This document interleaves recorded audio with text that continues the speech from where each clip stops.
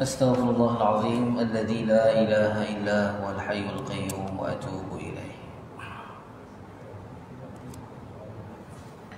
A'udzu billahi minasy syaithanir rajim. Bismillahirrahmanirrahim.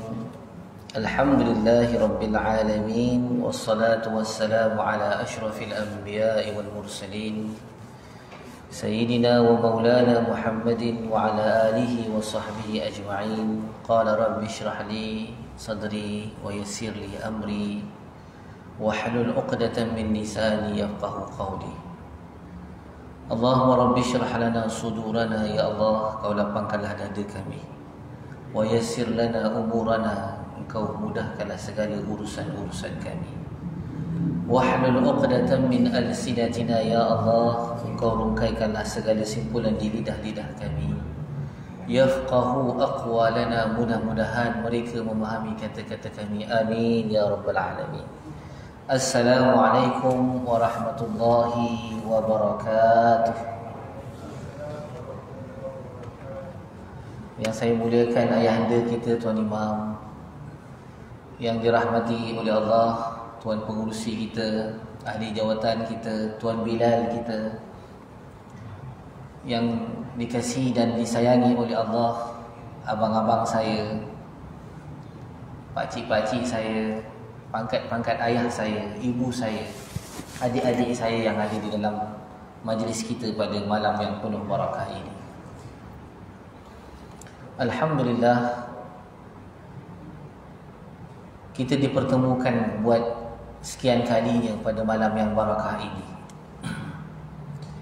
Pertemuan yang kita sendiri tak rancang, tetapi pertemuan inilah yang telah pun ditetapkan oleh Allah Subhanahu wa ta'ala untuk kita bersama-sama hadir menjadi tetamu-tetamu Allah. Dan kita kena selalu berdoa kepada Allah, mudah-mudahan Allah memilih kita dan sentiasa memilih kita selagi ada usia di dalam kita punya tubuh ini, untuk kita selalu menjadi tetamu-tetamu Allah, tidak kira di mana kita berada. Kalau kita bermusafir pergi ke negeri yang lain, kita selalu kena doa kepada Allah, ya Allah, engkau pilihlah aku menjadi tetamu-tetamu-Mu, walaupun aku berada di mana bumi sekalipun yang aku pijak. Kerana keinginan kita itulah, keazaman kita itulah yang akan memudahkan kita untuk melakukan segala amal kebaikan. Sebagaimana kita berazam nak bangun waktu malam, bila kita kunci jam pukul 5 pagi tu, maka bila dengar saja alam kita ataupun loceng jam kita berbunyi pada jam 5 pagi, kalau kita tidak ada keazaman untuk bangun, kita tak akan boleh bangun. Maka begitulah Allah Subhanahu wa ta'ala memberikan taufik dan hidayah kepada insan-insan ataupun hamba-hambanya yang dia pilih. Pada malam ini insya-Allah kita akan sambung kembali kitab kita Jauharul Mawhub, permata yang dianugerahkan, ya. Dan kita berada di muka surat 66, ya. Kita masih lagi berbicara tentang kelebihan wudu, ya, kelebihan wudu. Pada minggu yang lalu kita berbicara tentang, ya, bacaan selepas kita mengambil wudu. Ya, kalau ibu-ibu, ayah-ayah masih ingat lagi, ya, bila kita selesai saja mengambil wudu, ya, maka kita bacalah asyhadu an la ilaha illallah wahdahu la syarikalah wa asyhadu anna Muhammadan abduhu wa rasuluh. Ini satu riwayat kata begitu. Dalam riwayat yang lain, ada riwayat, setengah riwayat ditambah, doa yang ditambah. Antaranya ialah Allahumma ja'alni minat tawwabi. Ya Allah, jadikanlah aku ni, ya Allah, di kalangan hamba yang sangat suka bertaubat. Hadis ni dia bukan kata Allahumma ja'alni minat taibin, ya Allah, jadikanlah aku di kalangan orang yang bertaubat, tetapi gunakan Sirah mubalaghah. Dalam ilmu bahasa Arab dia panggil sebagai sirah mubalaghah. Maknanya tawwab. Tawwab ni maknanya orang yang sangat suka bertaubat. Macam nama Allah. Kalau Ghafir, pengampun. Tetapi kalau Ghaffar, Maha pengampun, sangat suka mengampunkan. Begitu juga dengan Ghafur, yang sangat suka mengampunkan. Jadi bila kita doa, Allah maj'alni minat tawabin, ya Allah jadikanlah aku ni ya Allah di kalangan hamba-hambamu yang sangat suka bertaubat kepada-Mu. Waj'alni minal mutatahhirin, jadikanlah aku ni ya Allah orang yang suka bersuci. Kita ni tuan-tuan, ibu-ibu dan ayah-ayah yang dimuliakan dan dikasihi oleh Allah. Kita kalau boleh dalam hidup kita ni, kalau bolehlah kita nak sentiasa biar kekal di dalam wudu. Biar sentiasa kita ni terbatal saja wudu, ambil wudu baru. Batal saja wudu, ambil wudu baru. Kenapa tuan-tuan, ibu-ibu, ayah-ayah yang dirahmati oleh Allah? Ya. Kerana inilah amalan Nabi dan juga amalan para sahabat dan diikuti oleh para tabi'in. Imamuna Asy-Syafi'i, imam kita, Imam Syafi'i rahimahullah, antara amalan yang disuka buat ialah sentiasa berwudu. Terbatal wudu, berwudu. Terbatal wudu, berwudu. Sedangkan imam kita, Imam Syafi'i ni, dia ada satu penyakit bawasir. Jadi Imam Syafi'i ni rahimahullah, antara sebab dia ni meninggal dunia awal, di usia yang awal, kerana dia ada sakit bawasir yang teruk. Pernah sekali anak murid dia ketika dia duduk dalam satu majlis, bila dia bangkit daripada tempat duduk dia, maka nampak kesandarah dekat tempat duduk Imam Syafi'i. Sungguh pun demikian, Imam Syafi'i sentiasa melazimi wudu. Sehingga kan bila mana dia meninggal dunia, antara guru dia ialah Nafisah, Sayyidatina Nafisah. Nafisah ni siapa tuan-tuan? Sayyidatina Nafisah ni ada cicit kepada Rasulullah sallallahu alaihi wasallam. Cicit kepada Rasulullah sallallahu alaihi wasallam. Pada zaman tu, pada zaman kerajaan Umayyah tu, Bani Muawiyah ni, berlaku kering kontang di Mesir.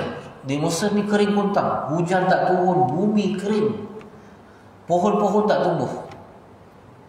Maka datang penduduk Mesir, wakil daripada penduduk Mesir datang ke tempat Sayyidatina Nafisah, minta tolong Sayyidatina Nafisah mendoakan kepada penduduk Mesir. Maka Sayyidatina Nafisah ni mengajak semua umat Islam untuk keluar dan berdoa, melakukan solat sunat al-istisqa, solat sunat minta hujan. Dengan takdir Allah, maka turunlah hujan. Maka penduduk Mesir ni nak memuliakan Sayyidatina Nafisah ni, cucu Rasulullah, cicit Rasulullah sallallahu alaihi wasallam, jemput Sayyidatina Nafisah pergi ke Mesir. Nak ceritanya tuan-tuan, bila mana Al-Imam Syafi'i meninggal dunia, antara guru Imam Syafi'i ni ialah Sayyidatina Nafisah. Sayyidatina Nafisah ni antara cicit Rasulullah yang alim pada zaman tu. Dia ni salah seorang daripada guru kepada Imam Syafi'i. Bila mana Imam Syafi'i meninggal dunia, sebab Imam Syafi'i meninggal muda, maka antara orang yang mensolatkan jenazah Imam Syafi'i ni ialah Sayyidatina Nafisah. Bila orang tanya Sayyidatina Nafisah, apa kelebihan Imam Syafi'i yang kau tahu? Lalu kata Sayyidatina Nafisah, aku tidak pernah kenal Imam Syafi'i ini, melainkan beliau ini seorang yang suka melazimi wudu. Jadi tuan-tuan yang dimuliakan oleh Allah, kita kena sentiasa melazimi wudu. Doa supaya Allah jadikan kita ni orang yang suka berwudu. Waj'alni min ibadika salihin, ya Allah jadikan aku ni di antara hamba-hamba-Mu yang salih. Nak jadi salih ni tuan-tuan, bukan sekadar kita ni berkawan dengan orang salih, bukan sekadar kita datang ke masjid hari-hari. Kena doa supaya kita dapat jadi orang salih. Ramai tak orang yang selalu pergi masjid tapi tak soleh-soleh juga. Dia pergi masjid bukannya nak tambahkan iman, dia pergi curi selipar. Hilang selipar. Selipar Pak Imam pula yang hilang tu tuan-tuan imam. Jadi tuan-tuan yang dirahmati oleh Allah, doa ni sangat penting. Sebab itu Nabi Ibrahim ajar kepada kita doa untuk zuriat-zuriat kita. Rabbana hablana min azwajina wa zurriyyatina qurrata a'yun waj'alna lil muttaqina imama. Ya Allah, kurniakanlah, hablana, anugerahkanlah untuk kami, min azwajina, daripada isteri-isteri kami, wa zurriyyatina, dan daripada keturunan-keturunan kami, qurrata a'yun, mereka tu semua menjadi penyejuk mata kita. Anak 10 orang, tapi semuanya Masya Allah taat belaka. Ya, ada isteri dah 40 tahun kahwin, kita hati sangat senang dan redha dengan dia. Bukan senang tuan-tuan nak dapat pasangan yang kita rasa seronok dengan dia ni, bukan senang tuan-tuan. Berapa ramai di mahkamah sana tuan-tuan, setiap hari perceraian berlaku, setiap hari. Doa Nabi Ibrahim ni tuan-tuan, Allah mustajabkan, dan daripada keturunan Nabi Ibrahim ini Allah lahirkan Nabi kita sallallahu alaihi wasallam. Lepas tu kadang-kadang kita tengok, kenapa kita ni jadi hamba yang soleh? Bukan kerana kita ni banyak ilmu sangat, bukan kerana kita ni baik sangat, tetapi kerana doa datuk nenek moyang kita dulu untuk diri kita, untuk cucu-cucu dia. Maka kita berada di dalam rumah Allah ini.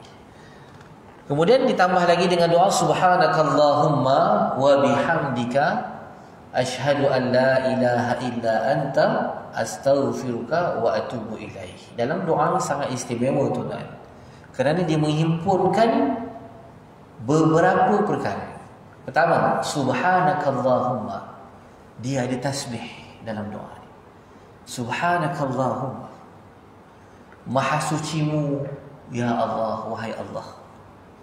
Wa bihamdik, hamdik ni maknanya segala pujian untukmu. Di sini ada tahmid. Tadi ada tasbih, kemudian ada tahmid, pujian kepada Allah. Kemudian asyhadu an la ilaha illa anta, ada syahadah, pengakuan dan penyaksian kita tidak ada Tuhan melainkan Allah. Ada tahlil dekat situ. Kan kalimah la ilaha illallah ni tahlil. Kemudian akhir sekali astaghfiruka wa atubu ilaih.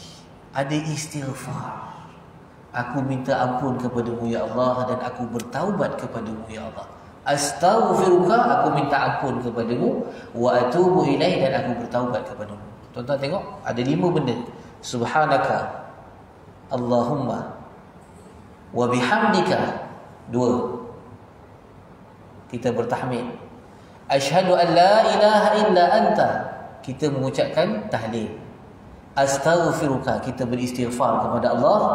Wa atubu ilaih, dan kita bertaubat kepada Allah. Apakah khazanah dalam kehidupan seorang hamba Allah di dunia ni untuk dibawa ke akhirat? Ni 5 benda. Sebab tu tuan-tuan, saya selalu, kita sekarang ni tuan-tuan, kalau kita tengok dekat dalam WhatsApp, kita selalu dapat berita kematian. Hari ni si fulan meninggal, sahabat kita meninggal, jiran kita meninggal, ya. Kadang-kadang adik-beradik kita meninggal, saudara mara kita meninggal. Tuan-tuan, bila kita dengar sahabat kita meninggal, biasanya kita akan kata apa? Inna lillahi wa inna ilaihi raji'un. Apa maksud inna lillahi wa inna ilaihi raji'un? Sesungguhnya inna, sesungguhnya nahnu na ni dalam bahasa Arab menunjukkan maknanya kami. Inna, sesungguhnya kami. Lillah adalah milik Allah Subhanahu wa taala. Wa inna, dan sesungguhnya kami, ilaihi, kepada Allah, raji'un, akan kembali. Tuan-tuan hilang tak? Yang meninggal orang lain, yang meninggal dia. Tapi kenapa kita diajar oleh Nabi kata sesungguhnya kami milik Allah dan kami akan kembali kepada Allah? Sepatutnya bila kita dengar orang lain meninggal, apa yang patut kita kata? Sesungguhnya dia milik Allah dan sesungguhnya dia kembali kepada Allah. Tuan-tuan pasal tak? Kenapa bila orang meninggal kita kata sesungguhnya kami milik Allah dan sesungguhnya kami akan kembali kepada Allah? Supaya betul, supaya Allah nak bagi tahu pada kita, hari ni kita dengar berita orang lain meninggal, tak lama lagi orang lain akan dapat WhatsApp dalam handphone dia, yang tertulis dekat situ telah kembali ke rahmatullah nama kita. Bila mana tuan-tuan kadang-kadang saya ni kadang-kadang sukalah maknanya kita uji diri kita. Kadang-kadang WhatsApp yang kita dapat tuan-tuan, cuba tuan-tuan ambil, tuan-tuan edit, bubuh nama kita tuan-tuan. Lepas tu kita hantar pada kita. Tuan-tuan rasa macam mana tuan-tuan? Rasa macam mana tuan-tuan? Kadang-kadang kita ni bila kita dah meninggal, dalam keadaan kita tak bersedia dengan benda-benda macam tu. Kita pergi ke pasar raya tuan-tuan, selalu kita beli baju raya. Selalu kita beli baju baru untuk kita, jubah baru. Pernah tak tuan-tuan, kita pergi pasar ataupun kita pergi pasar raya, pergi kedai kain, isi kita duk pilih baju raya, kain macam-macam lah, kain satin lah baju. Kita kata kita beli kain kafan. Tahun lepas dah beli dah kain kafan dah 4 tahun ni beli lagi kain kafan. Tuan-tuan yang dirahmati oleh Allah, saya ada satu saudara tuan-tuan dah meninggal dunia dah pun Dia memang dekat penjuru bilik dia memang sediakan satu beg kain kafan. Saya cakap dengan saudara mara, dia kata, ini beg ni kalau saya meninggal dunia, gunakan kain kafan yang saya dah beli dah untuk diri saya. Supaya apa tuan-tuan? Kita akan rasa kita ni sebenarnya dekat dengan kematian. Itu je tuan-tuan. Kematian ni tuan-tuan kadang-kadang dia tak tahu sebab. Dia tak bersebab.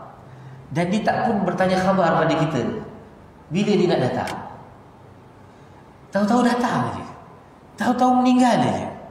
Zaman sekarang ni tuan-tuan nak meninggal sangat mudah. Kadang-kadang kita duduk dengan dia pagi tadi, petang dah meninggal. Baru ni ada satu sahabat, guru kita lah, guru Quran kita, Ustaz Wan Ainuddin Hilmi, tuan-tuan pernah dengar tak? Dia bekas qari antarabangsa 2016. Balik kampung, sapu sampah dekat rumah balik Kelantan. Tahu-tahu petang tu meninggal je tuan-tuan. Tak ada sebab. Jadi tuan-tuan yang dirahmati oleh Allah, bila kita dengar orang meninggal, kita kata inna lillahi wa inna ilaihi raji'un. Kemudian lepas tu kita biasa buat apa tuan-tuan? Selalu kita akan buat apa lepas kita kata inna lillahi wa inna ilaihi raji'un? Biasa kita akan tulis apa dekat WhatsApp? Kita akan kata Al-Fatihah. Okay. Tulis je, tak baca. Tulis je Al-Fatihah, pun tak baca pun. Itu pun copy paste daripada atas. Tuan-tuan, sebenarnya tak salah pun baca Fatihah tu. Saya tak kata salah pun. Bila kita baca Fatihah, sekadar baca, tapi kalau kita tak niat nak sedekahkan pahala pada orang mati itu, sampai tak? Tak sampai. Tak sampai. Jadi bila kita nak baca Fatihah, kita baca Fatihah. Al-Fatihah. Ya Allah, aku nak sedekahkan pahala bacaan Fatihah aku ni kepada orang yang meninggal tu. Kita membaca Fatihah. Bismillahirrahmanirrahim. Alhamdulillah. Ar-Rahmanir-Rahim. Maliki yaumiddin. Iyyaka na'budu wa iyyaka nasta'in. Ihdinas siratal mustaqim. Siratal ladzina an'amta 'alaihim ghairil maghdubi 'alaihim waladdallin. Ya Allah, mudah-mudahan pahala yang aku baca ni aku hadiahkan pada si fulan. Kata para ulama, bacaan Al-Quran untuk orang yang dah meninggal dunia khilaf. Boleh jadi sampai, boleh jadi tak sampai. Tak apalah, kita kira sampai lah. Kita kira sampai. Yang penting kita bila baca tu, kita niat untuk hadiahkan pahala kepada orang yang dah meninggal dunia, itulah. Tetapi yang Nabi ajar, bila kita dengar satu kematian, kita kata inna lillahi wa inna ilaihi raji'un. Kemudian Nabi ajar apa lagi tuan-tuan? Nabi ajar kata doa. Allahumma ighfir lahu warhamhu wa'afihi wa'fu anhu. Yang ini Nabi ajar. Jadi tuan-tuan, kalau kita nak baca Al-Fatihah, bacalah, tapi jangan lupa apa yang Nabi ajar. Allahumma ighfir lahu warhamhu wa'afihi wa'fu anhu. Kalau ayah-ayah dan ibu-ibu tanya, Ustaz, mana lebih bagus Ustaz? Kalau kita baca Fatihah, kita sedekahkan pahala, ataupun kita baca doa untuk orang yang dah meninggal? Tuan-tuan, kalau kita sedekahkan pahala tuan-tuan, dia dapat pahala lah. Mudah-mudahan Allah terima, Allah bagi pada lipat dia. Tetapi orang yang ada pahala, tapi kalau dia masih ada dosa, Di akhirat, orang yang ada pahala dan dalam masa yang sama dia ada dosa, apa yang akan berlaku? Allah akan timbang pahala dia dengan dosa yang dia buat. Kalau sekiranya dosa dia masih lagi banyak berbanding pahala dia, dia tetap akan dimasukkan ke dalam neraka kerana Allah nak bersihkan dosa dia, baru Allah masukkan dia di dalam syurga. Tapi dalam doa tu tuan-tuan, doa yang kita dapat macam biasa je, yang lebih kita rasa lebih pendek daripada bacaan Fatihah tu. Allahumma ighfir lahu warhamhu wa'afihi wa'fu anhu. Pendek je. Tapi tuan-tuan, mempunyai makna yang sangat besar. Allahumma ighfir lahu, ya Allah, engkau ampunkan dosa dia, ya Allah. Warhamhu, ya Allah, engkau rahmatilah dia, ya Allah, bila dia berada di alam barzakh. Wa'afihi, ya Allah, engkau hapuskan segala salah silap dan dosa dia, ya Allah. Wa'fu anhu, ya Allah, engkau hapuskan segala dosa-dosa dan kejahatan yang dia buat. Nampak tak tuan-tuan? Besarnya pahala orang yang mendoakan kepada ala al-zahril ghaib, orang yang dia tak nampak dan dia tak tahu kita doakan kepada dia. Kata Nabi SAW, doa kepada saudara yang tidak berada di hadapan mata orang tu, maknanya kita doakan untuk dia, dia tak tahu, tidak ditolak oleh Allah Subhanahu wa ta'ala. Tidak ada hijab antara doa itu dengan Allah Subhanahu wa ta'ala. Lepas tu tuan-tuan yang dimuliakan oleh Allah, bila kita dengar orang meninggal dunia, kita nak bagi duit kat keluarga dia, kita tak kaya sangat tuan-tuan. Yang paling istimewa tuan-tuan, bila orang meninggal dunia ni tuan-tuan, dia nakkan doa je. Dia nak doa kita je tuan-tuan. Doa kita ni tak perlu bayaran, tetapi doa itulah khazanah untuk orang yang dah meninggal dunia. Tambahan-tambahan pula, orang yang doa ni tuan-tuan, orang soleh, kaki-kaki masjid, orang yang duduk dekat saf pertama, yang pijak di tapak-tapak orang soleh dulu. Saya ni kalau orang yang selalu duduk dekat saf pertama ni, saya cukup muliakan. Kerana orang yang duduk dekat saf pertama ni tuan-tuan, dia ni duduk di atas tapak kaki orang-orang soleh yang dulu selalu duduk kat tapak dekat saf pertama ni. Sebab tu kita ni kalau nak jadi baik ni tuan-tuan, kita kena duduk dekat tempat-tempat orang soleh selalu duduk. Orang soleh tu dah meninggal dunia dah pun tuan-tuan, tinggal kita pewaris mereka, maka kita banyakkan duduk dekat tempat-tempat orang soleh selalu duduk. Orang soleh duduk kat belakang tuan-tuan, dia tak akan duduk kat sah hujung. Orang soleh akan berebut duduk dekat sah depan. Tuan-tuan muslimin dan muslimat yang dirahmati oleh Allah, ya. Jadi dalam hadis ni menyebut orang yang membaca doa ini, maka dibukakan pintu syurga yang 8. Syurga ni dia ada 8 pintu tuan-tuan, ya. Ada 8 pintu syurga. Dan luasnya pintu syurga ni tuan-tuan sangat luas. Banyak riwayat, ya. Antara riwayat mengatakan pintu syurga ni sejauh antara kota Mekah sampai ke Iraq. Besarnya pintu syurga, luas. Sebab manusia ramai. Banyak riwayat yang menceritakan tentang pintu syurga. Maka orang yang membaca doa ini selepas mengambil wuduk, maka Allah bukakan baginya pintu syurga. Maka dia boleh masuk di mana pintu yang dikehendaki. Dan daripada Nabi SAW, barang siapa membaca ayatul kursi kemudian daripada wuduknya, maknanya dia lepas ambil wuduk, dia baca ayatul kursi. Dia baca Allahu la ilaha illa huwal hayyul qayyum la ta'khudhuhu sinatun wa la nawm lahu ma fis samawati wa ma fil ard man dhal ladzi yashfa'u 'indahu illa bi idhnihi ya'lamu ma baina aydihim wa ma khalfahum wa la yuhituna bi shay'in min 'ilmihi illa bima syaa' wasi'a kursiyyuhu as-samawati wal ard wa la ya'uduhu hifdhuhuma wa huwal 'aliyyul 'azim. Ayat kursi ni tuan-tuan, kalau kita tengok hadis berkaitan dengan ayat kursi ni sangat banyak. Dalam satu hadis yang sahih, Nabi SAW sebut, ya, man qara'a ayatul kursi, siapa yang membaca ayat kursi dubura kulli salatin, selepas setiap kali solat. Lepas solat baca ayat kursi. Habis je solat, kita ni ada hal urusan keluar daripada masjid, tak sempat nak zikir dengan tuan imam, ya, sambil-sambil keluar tu terus baca ayat kursi. Kata Rasulullah SAW, tidak ada yang menghalangnya, lam yamna'hu al-jannah illa al-maut. Lam yamna'hu min dukhulil jannah illa al-maut. Tidak ada yang boleh menghalang dia daripada masuk ke dalam syurga Allah melainkan dia meninggal dunia. Maknanya apa tuan-tuan? Orang yang selalu amalkan ayat kursi selepas setiap kali solat, bila dia meninggal dunia tuan-tuan, straight masuk syurga. Terus Allah bawa roh dia tu terus masuk dalam syurga Allah Subhanahu wa taala. Nampak mudah baca ayat kursi ni tuan-tuan, tapi nak amal cukup susah. Cukup susah.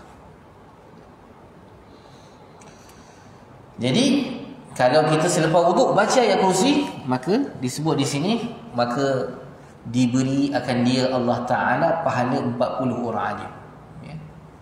Dan diangkatkan baginya 40 darjat, dan dikahwinkan akan dia 40 bidadari.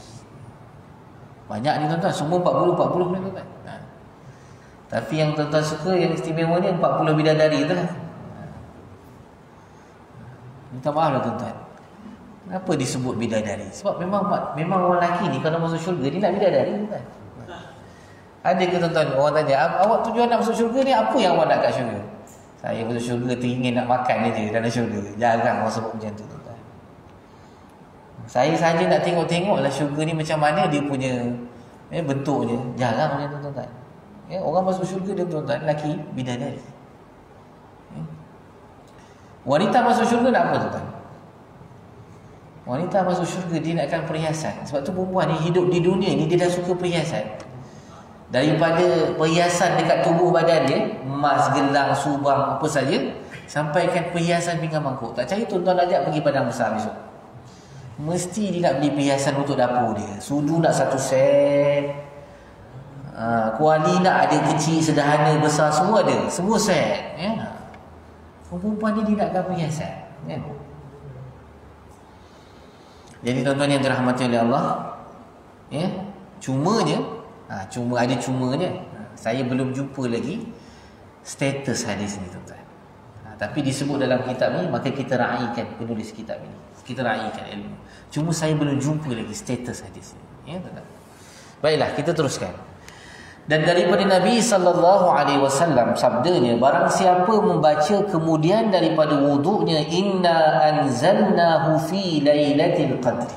Maknanya lepas kita ambil wuduk tuan-tuan, kita baca inna anzalnahu fi lailatul qadri, kan, sampai habis. Jadi tuan-tuan, saya ni tuan-tuan sangat syorkan tuan-tuan, kalau tuan-tuan bangun malam, antara surah yang tuan-tuan nak baca dekat rakaat pertama tu tuan-tuan, baca dah inna anzalnahu fi lailatul qadri. Baca dah tuan-tuan. Dan saya syorkan tuan-tuan, kalau tuan-tuan bangun malam, bila kita nak bangun malam nak solat tahajud tuan-tuan, kalau boleh tuan-tuan jangan lupa bila kita bangun solat sunat tu, kalau boleh kita tuan-tuan, kalau lepas solat isyak ni dia ada solat sunat, kan biasa kita buat 2 rakaat tuan-tuan, tapi Nabi kata siapa yang solat sunat selepas isyak 4 rakaat, maka Allah bagi dia pahala seperti dia bertemu dengan malam Lailatul Qadar. Jadi tuan-tuan, kalau kita solat sunat selepas isyak ni nanti 2 rakaat, balikkan malam kan kita bila bangun nak solat sunat, nak bangun qiyamul lail tu, jangan lupa salah satu daripada solat sunat yang 2 rakaat tu tuan-tuan niat, ya Allah, usalli sunnatan ba'da isya, ataupun sunnatan isya ba'diyatan lillahi ta'ala. Saja aku solat sunat selepas isya 2 rakaat kerana Allah Ta'ala. Maknanya tadi kita dah buat 2, tapi pasal zaman Covid ni masjid tutup cepat, kan buat solat sunat 4 rakaat, tinggal kita seorang je. Pak Siap, Pak Bilal semua dah balik, terkunci kita kat dalam ni. Maka kita buat solat sunat 2 rakaat, balik tu nanti kita sambung 2 rakaat dekat rumah. Ataupun kalau kita bangun malam, kita solat sunat 2 rakaat. Tuan-tuan tahu tak, pahala solat sunat ni, solat sunat selepas solat ni lebih besar daripada pahala kita solat sunat tarawih. Kita ni selalu kejar bila bulan Ramadan nak tarawih. Kalau boleh setiap malam 30 malam tak nak miss solat tarawih. Tapi tahu tak tuan-tuan, solat sunat yang paling besar pahala dia tuan-tuan, bukan solat sunat tarawih, tapi solat sunat yang paling besar pahala dia, Nabi sebut afdalu salatin ba'da salatin maktubah, seafdal solat sunat selepas solat fardu. Apa dia Rasulullah? Solat yang mengiringi solat fardu. Sebab tu tuan-tuan, raka'atal fajri, Rasulullah kata 2 rakaat. Hadis sahih tuan-tuan, 2 rakaat kita buat sebelum solat subuh tu, 2 rakaat sebelum solat subuh. 2 rakaat sebelum solat subuh, raka'atal fajri, 2 rakaat aja sebelum solat subuh. Khairun minad dunya wa ma fiha, atau kama qala. Sadaqa Rasulullah. 2 rakaat sebelum solat subuh lebih baik, lebih besar pahala dia daripada dunia yang kita duduk ni tuan-tuan, dan segala isi-isi yang ada dalam dunia ni tuan-tuan. Dunia ni daripada zaman Nabi Adam dulu tuan-tuan, penuh dengan khazanah, ada emas, ada galian, ada petrol dan sebagainya. Dan sampai hari ini belum habis lagi khazanah yang ada dalam dunia, dan masih lagi digali. Masih lagi penuh khazanah itu. 2 rakaat yang kita buat tuan-tuan, lebih kaya kita ni daripada orang paling kaya dalam dunia hari ini. Lepas tu ada sahabat Nabi SAW selepas solat fardu subuh, ya, maka dia pun bangkit, angkat takbir solat. Rasulullah SAW nampak sahabat ni solat selepas subuh. Mana boleh, kan kita solat mesti sebelum subuh, mana ada solat sunat selepas subuh. Nabi terus tegur, solat apa yang kamu buat ini?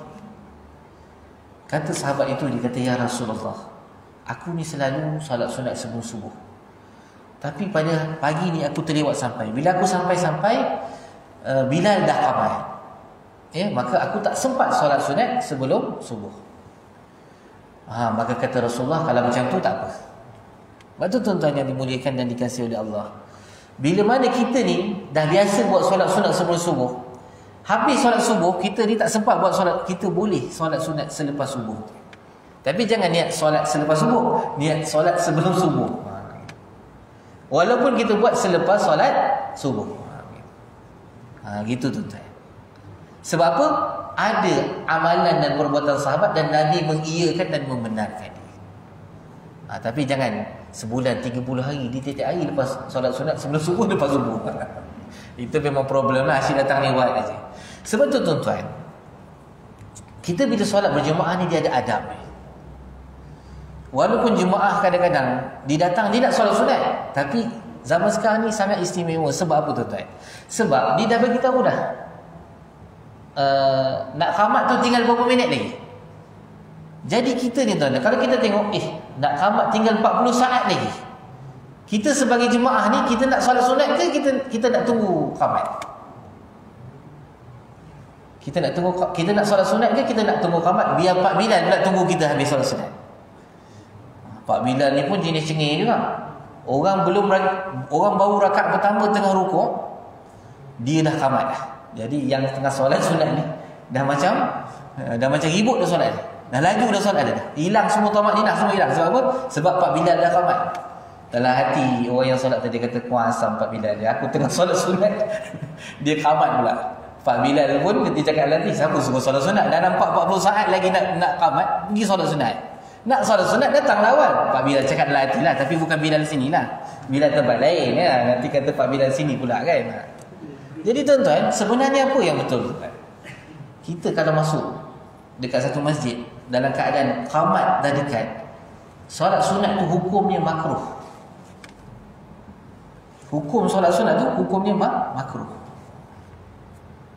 Jadi sebab itu tuan-tuan yang dimuliakan oleh Allah, bila kita dah belajar ni, kita nak solat sunat sebelum zuhur ni, Bilal dah nak qamat dah. Jadi kita nak buat macam mana ni? Tak apa, solat dulu. Nanti selepas solat zuhur, kita solatlah qabliyah zuhur tu. Jadi kita buatlah 4 rakaat. 2 rakaat untuk qabliyah zuhur sebelum zuhur, 2 rakaat lagi yang kita buat tu untuk selepas zuhur. Baru betul. Jadi tak ada dah bergaduh datang masjid. Orang datang masjid nak dapatkan rahmat Allah, nak bina ukhuwah, nak bina kasih sayang, tapi tiba-tiba bergaduh dengan Pak Bilal. Sebab alasannya Pak Bilal qamat masa kita tengah solat. Berlaku tak tuan-tuan? Berlaku. Pak Bilal banyak pengalaman. Ada orang hantar WhatsApp ke, apa di Bilal? Saya tengah solat tadi takkan tak nampak. Biasa, jadi tuan-tuan yang dimuliakan dan dirahmati oleh Allah Subhanahu wa taala sekalian. Jadi selepas wuduk kalau kita baca inna anzalnahu fi lailatul qadr, maka kata penulis kita ini di bawah hadis daripada Nabi, tapi terjemahan saja, dia kata maka dia akan diberikan oleh Allah Ta'ala ibadah selama 50 tahun berdiri sembahyang pada malamnya dan puasa pada siangnya. Dan barang siapa membaca akan dia 2 kali, maknanya baca inna anzalna tu 2 kali selepas kita mengambil wuduk, maka diberi pahala akan dia barang yang diberi akan Nabi Ibrahim dan Musa alaihi wassalam. Jadi hadis ni tuan-tuan, hadis ini tuan-tuan, saya belum lagi jumpa status hadis ni. Saya belum lagi jumpa status hadis ini. Dan barang siapa membaca dia akan inna anzalna 3 kali selepas berwuduk, maka dibukakan baginya segala pintu syurga yang 8 lah. Maka ia masuklah di mana pintu yang dikendakinya dengan tidak ada hisab dan tidak ada azab. Jadi tuan-tuan yang dirahmati dan dimuliakan oleh Allah, seperti yang saya katakan tadi, saya belum jumpa status hadis ini lagi. Ya. Jadi kalau hadis itu dalam bahasa Arab senang saya rujuk. Tapi kalau hadis dalam bahasa Melayu susah sikit, sebab kita tak tahu apa dia punya matan dalam bahasa Arab itu. Nas hadis dalam bahasa Arab kita tak tahu. Jadi kita pun tak boleh nak kata hadis ni sahih ke ataupun hasan ke ataupun hadis ni hadis yang dhaif. Tetapi kerana kita nak meraihkan ilmu yang ditulis oleh penulis kitab ini, boleh jadi hadis ni sahih. Kita tak boleh kata ni hadis dhaif ni tak ada matannya. Kita tak boleh kata macam tu sebab kita tak jumpa lagi. Sebab hadis ni banyak tu kan. Hadis tuan-tuan ratus ribu. Imam Syafi'i kata aku hafaz hadis Rasulullah yang sahih 100,000 hadis. Imam Syafi'i kata. Imam Bukhari kata. Imam Bukhari ni dia kata aku hafal hadis sahih 100,000 hadis. Dan aku hafaz hadis yang tidak sahih.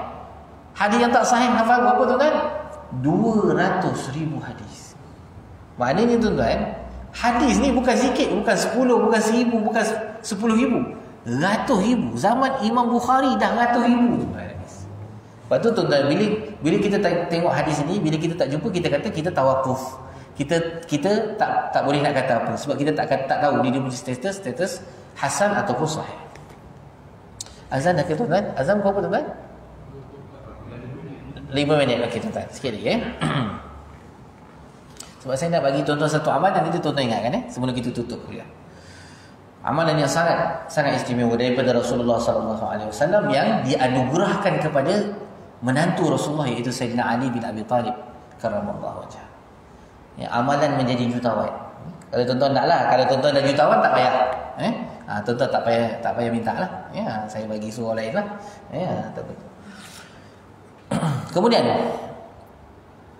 dan dalam satu riwayat mengatakan barang siapa membaca dia sekali, disuratkan dia daripada siddiqin. Maknanya orang yang baca inna anzalna sekali selepas dia mengambil wuduk, maka Allah Subhanahu wa taala akan golongkan dia, lekatkan dia punya nama ataupun tulis dia ni sebagai di kalangan orang-orang yang siddiqin. Apa maksud orang siddiqin? Orang siddiqin ni maknanya orang yang membenarkan janji-janji Allah. Kenapa Sayyidina Abu Bakar digelar Abu Bakar As-Siddiq? Kerana dia membenarkan segala apa yang datang daripada Allah kepada Rasulullah sallallahu alaihi wasallam. Apa saja yang Nabi sebut, kalau ditanya ini siapa cakap? Ini yang cakap ni ialah Rasulullah. Dia kata kalau Rasulullah cakap betul, aku percaya. Jadi orang kata sidqun. Sidqun ni maknanya percaya. Siddiqin ni maknanya orang yang percaya dengan janji-janji yang Allah bagi pada dia di akhirat nanti. Kita ni tak pernah nampak syurga. Kita tak pernah nampak neraka. Kita tak pernah nampak pun pahala. Yang kita sebut pahala, tak pernah nampak. Tapi tuan-tuan datang juga ke masjid. Kalau orang tanya, dah berapa banyak pahala tuan-tuan? Siapa pun tak dikata saya ni pahala saya dah banyak dah. Tak ada. Tapi pasal apa kita boleh datang ke masjid? Sebab kita ini orang yang percaya dengan janji-janji Allah. Kita ni orang yang beriman dengan benda-benda yang gaib. Sebab itu Allah sebut alladzina yu'minuna bil ghaibi wa yuqimuna shalah. Orang yang percaya dengan benda-benda yang gaib, syurga, neraka, pahala dosa, dia pasti akan buat satu amalan. Alladzina yu'minuna bil ghaibi wa yuqimuna shalah. Mereka itulah yang akan mendirikan solat. Orang yang rajin solat ni tuan-tuan, tidak ada yang dia fikirkan dalam diri dia, melainkan aku solat ni supaya Allah terima ibadah aku, supaya aku ni besok di akhirat nanti, dalam ketika mana aku dihisab, maka solat aku ni lah yang menentukan aku dapat masuk syurga ke tidak. Sebab jaminan kita ni nak masuk syurga tuan-tuan, benda pertama yang Allah tengok solat. Puasa ke, zakat ke, haji tu kemudian. Sebab apa tuan-tuan? Puasa kalau kita tak buat, kita boleh ganti dengan fidyah. Kalau kita meninggal dunia, ada banyak puasa yang kita tak sempat buat, keluarga boleh keluarkan duit bayar fidyah, selesai hutang puasa kita dengan Allah. Haji, kalau kita tak sempat buat masa kita hidup, anak kita ada duit lebih sikit, dia boleh buat badal haji untuk ayah kita, dapatlah kita pahala haji tu. Tapi solat, anak mana yang sanggup nak gantikan solat bapak dia 50 tahun? Anak tu kata, aku punya solat pun tak terbuat, kata, nak ganti solat ayah aku, kan? Sebab itu tuan-tuan yang dimuliakan, dirahmati oleh Allah, solat ini adalah tanda kita ni percaya dengan benda-benda yang ghaib. Bila kita solat, maknanya kita percaya dengan benda-benda yang ghaib. Senang aja jawapannya. Dan tuan-tuan yang dimuliakan dan dikasihi oleh Allah, ada baki masa lebih kurang 3 minit lagi, ya. Saya pernah terdengar daripada seorang guru kita jugalah. Tuan-tuan kenal. Tuan-tuan pernah dengar tak nama seorang ustaz nama dia Ustaz Zahazan? Dia tu senior saya di Jordan lah. Ada satu amalan dia kongsikan kepada kita, dan saya kongsikan, dan dia ni ambil daripada hadis yang sahih. Hadis Nabi SAW, ya. Sayyidina Ali ni bukan orang yang senang. Antara sahabat Nabi yang susah ialah Sayyidina Ali bin Abi Thalib. Dan kita tahu di awal-awal Islam, kebanyakan sahabat susah. Rasulullah SAW sendiri susah. Rasulullah pun berhutang. Kalau kita ni hidup berhutang, kita kata, apalah nak jadi dengan saya ni, hidup saya ni banyak hutang. Tuan-tuan jangan susah hati. Rasulullah pun berhutang. Sahabat Nabi berhutang. Rasulullah berhutang sehingga akhir hayat. Nabi berhutang sehingga akhir hayat Rasulullah. Sehingga kan baju besi Nabi terpaksa Nabi gadai. Kita tak pernah sampai pergi ke pajak gadai tu tuan-tuan. Kalau kita pergi pejabat gadai, kita mesti pakai emas 3 lapis. Sebab tak nak kasih jiran kita ke kawan kita nampak. Pergi juga pejabat gadai Pak Haji ni, kan kaya, kan? Contohlah. Tapi Nabi SAW di akhir hayat, Nabi gadaikan baju besi Nabi kerana susah. Kenapa Nabi susah? Nabi tak boleh ke minta kaya dengan Allah? Boleh. Allah memang offer Nabi untuk kekayaan. Tetapi Nabi memilih untuk hidup serba sederhana. Jadi datang sahabat Nabi Sayyidina Ali. Kata, ya Rasulullah, aku ni banyak hutang ya Rasulullah. Ada tak apa-apa amalan yang boleh menyelesaikan hutang? Lalu Nabi SAW ajarkan satu amalan. Boleh kita baca sama-sama tuan-tuan? InsyaAllah. Allahumma kfini. Allahumma kfini. Allahumma kfini. Dia ikfini, ikfini. Allahumma ikfini bihalalika an haramika. Allahumma kfini bihalalika an haramika. Allahumma kfini bihalalika an haramika wa aghnini bifadlika amman siwak. Wa aghnini bifadlika amman siwak. Wa aghnini bifadlika amman siwak. Okay, sekali lagi. Allahumma kfini bihalalika an haramika wa aghnini bifadlika amman siwak. Okey, cuba tuan-tuan baca sekali. 1, 2, 3.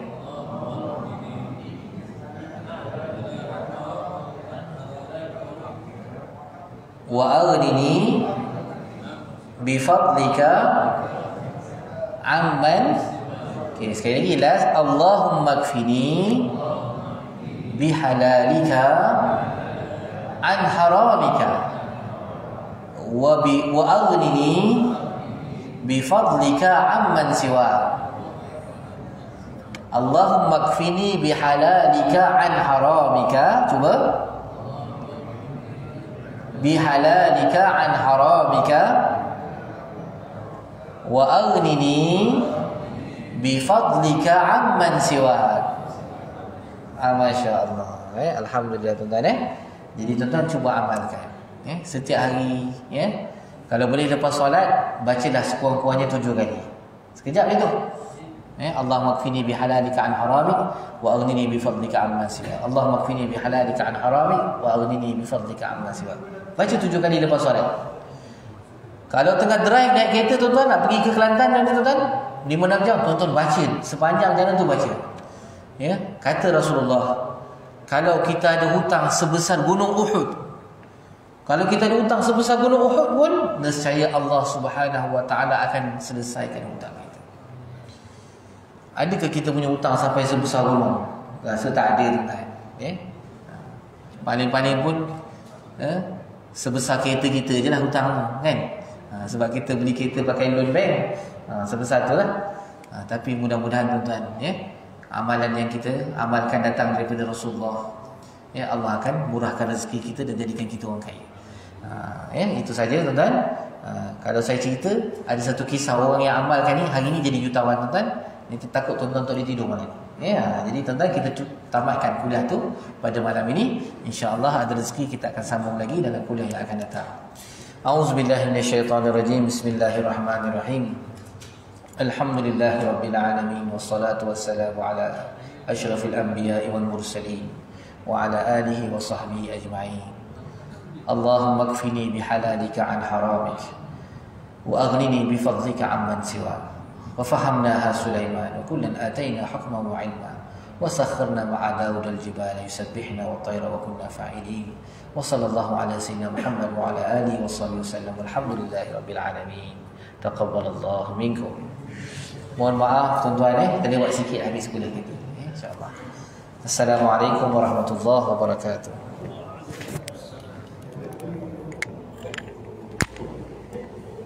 Alhamdulillah.